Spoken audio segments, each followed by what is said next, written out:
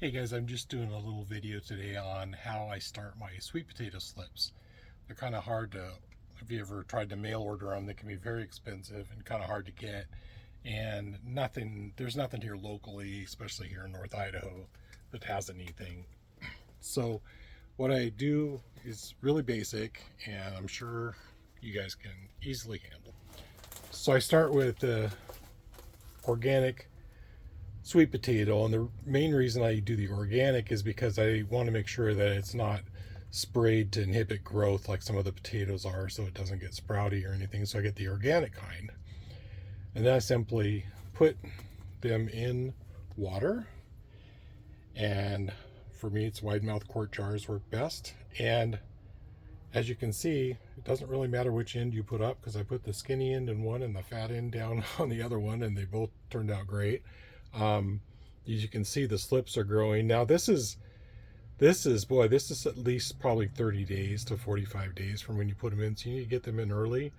These guys are toward the end of where I'm going to be using them.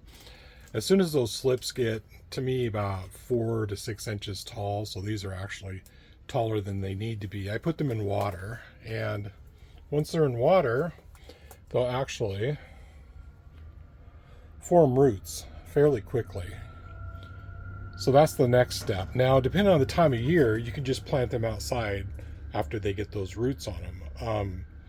But to me, it's too early to do that. They have a decent root system, so what I'm going to do is I'm going to pot them up.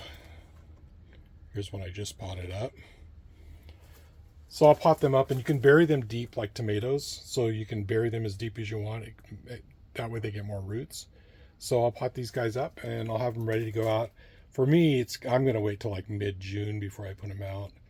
So that's a really quick overview of how I do it. Couple things to note: organic potatoes, as far as the water goes, it doesn't matter. I use tap water, and I have had no problems at all to refill it. And yeah, that's kind of what I do. And it's a pretty simple process, but it can save you a few bucks for sure. Hey, thanks for watching this little video. I'll keep you updated on everything that's going on right now with the garden. It's early spring, so not a lot in yet, but it's going to look great. And thanks again for watching. God bless you.